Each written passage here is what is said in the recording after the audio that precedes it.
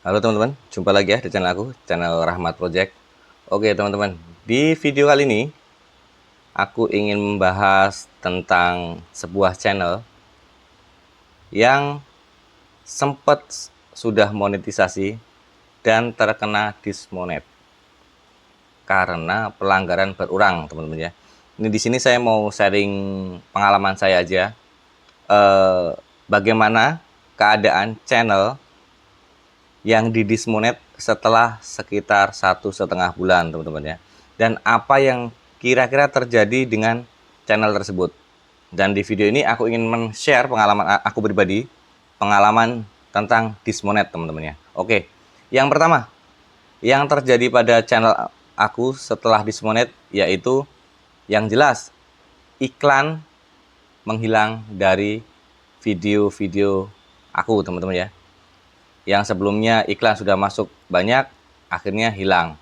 Dan itu berdampak dengan pendapatan kita sebagai konten kreator juga terputus atau hilang juga setelah kita terkena dismonet. Karena iklan sudah tidak masuk, teman-teman ya.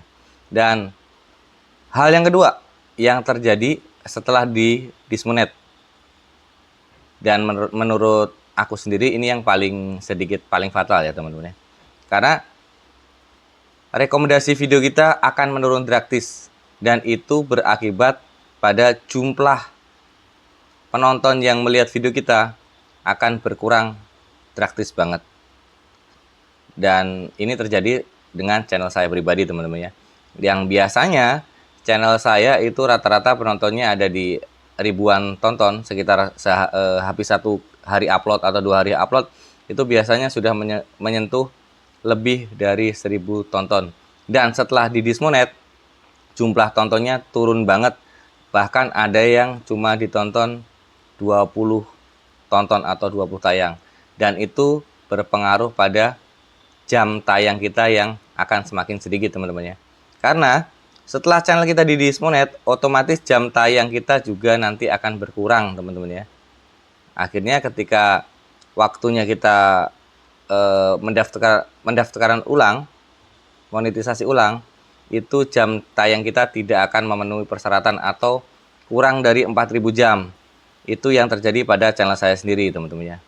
Dan untuk antisipasi jam tayang kita berkurang, untuk menutup jam tayang nanti ketika monetisasi ulang, trik yang saya pakai adalah sering-sering upload video panjang, teman-teman ya.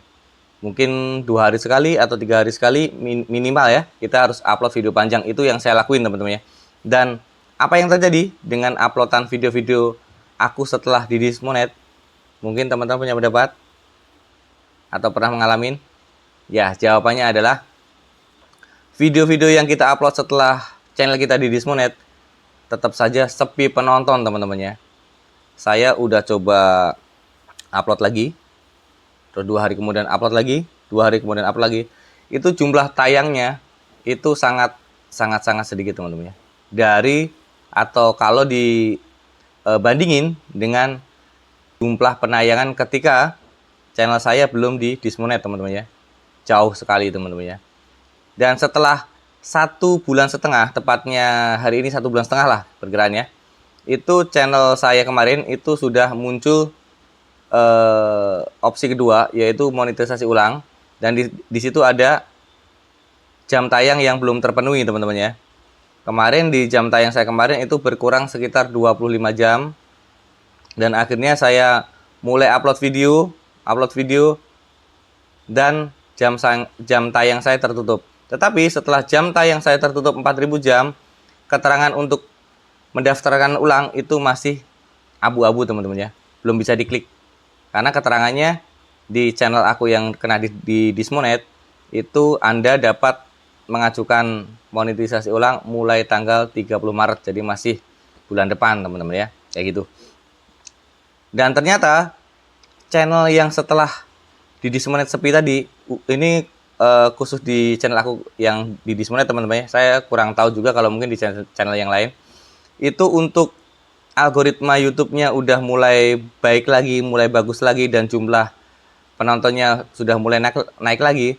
Itu untuk di channel saya itu butuh waktu sekitar 1,5 bulan ketika minggu kemarin saya udah mulai upload, dan alhamdulillah penontonnya udah mulai sekitar 600 sampai 700 lah, nanti disertain gambarnya ya teman-teman. Dan video selanjutnya itu sudah mencapai 1600 tayang, dan video yang terakhir itu sudah mencapai 700-an. Terus saya cek di analisa, masuk ke Studio Discogs, itu algoritmanya sudah mulai membaik karena video-video saya yang ditonton masuk kriteria video yang direkomendasiin. Dan sebelumnya awal-awal di Dismonet, video-video saya itu tidak direkomendasiin temen ya, bisa dicek di YouTube Studio teman-teman ya. Dan itu yang membuat saya sedikit ngedon juga. Akhirnya setelah sekian lama dan melihat algoritma dari channel saya sudah mulai naik lagi, dan saya mulai semangat lagi untuk membuat konten teman-teman ya. Dan di video ini aku cuma ingin meng-share pengalaman-pengalaman yang sudah saya alami teman-teman ya, kayak gitu. Yang jelas kalau untuk teman-teman yang terkena di Dismonet kayak saya, sabar saja, tetap kita upload video, karena untuk jaga-jaga ketika nanti waktu pendaftaran monetisasi ulang, jam tayang kita berkurang teman-teman ya, tetaplah upload video. Dan nanti pengalaman saya pribadi, itu algoritma YouTube untuk channel kita itu membaik lagi sekitar 1,5 bulan teman-teman ya. Untuk di channel saya yang satunya, yaitu channel Rahmat Motovlog ya teman-teman ya. Dan tambahan lagi teman-teman ya, waktu kemarin pas awal-awal konten saya atau channel saya di Dismonet, itu kan penontonnya sepi nih. Akhirnya saya mencoba dengan membuat video short dari video panjang saya untuk promosi di video short. Dan nanti di video short itu saya kasih link untuk video panjangnya teman-teman ya. Dan apa yang terjadi teman-teman ya, atau tidak efektif.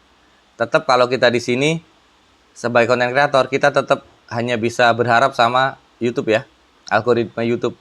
Kalau emang algoritma YouTube itu sudah membaca channel kita bagus, pasti direkomendasiin.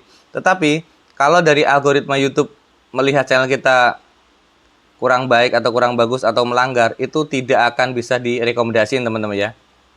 Apapun trik yang kita lakuin. Ini pengalaman saya pribadi. Dan setelah channel kita dianggap sama YouTube itu udah baik, udah bisa dibilang pantas untuk direkomendasiin menurut YouTube, itu pasti penonton kita otomatis rame teman-teman ya, karena otomatis direkomendasiin. Jadi trik-trik yang banyak yang diajarin itu emang nggak semuanya bisa diterapin ya teman-teman ya, karena saya sendiri sudah mencoba semua trik itu, dan akhirnya apa, ketika saya pribadi sudah mulai hampir putus asa, sekitar 1,5 bulan kok penontonnya sepi-sepi aja kayak gitu.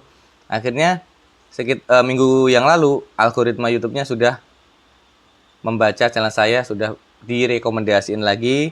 Cara lihatnya juga ada di YouTube Studio teman-teman ya, apakah channel kita sudah direkomendasiin apa belum.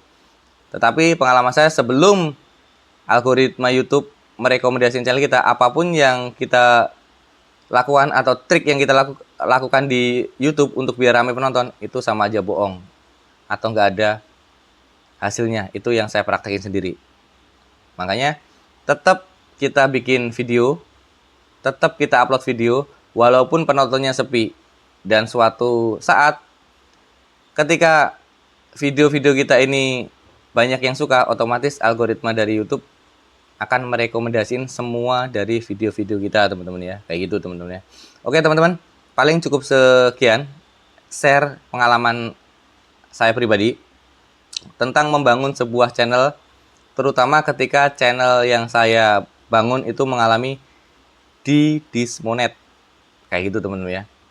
Dan nanti kalau sudah waktunya saya monetisasi ulang dan insya Allah barangkali berhasil, nanti pengalaman ini juga akan aku share lagi, aku akan bikin video lagi, aku share buat teman-teman semua, supaya pengalaman saya ini bisa bermanfaat buat yang lain juga. Oke teman-teman, seperti biasa, jika teman-teman punya komen, punya saran, punya masukan, silahkan coret-coret di kolom komentar. Dan jika teman-teman suka dengan video-video seperti ini, jangan lupa like, komen, subscribe, dan share ya, biar teman-teman yang lain juga bisa sedikit dapat pengalaman dari pengalaman yang saya alamin teman-teman ya. Dan jangan sampai teman-teman semua terkena di Dismonet seperti channel saya ya teman-teman ya. Oke teman-teman, cukup sekian dan sampai jumpa di video-video aku selanjutnya. Dadah.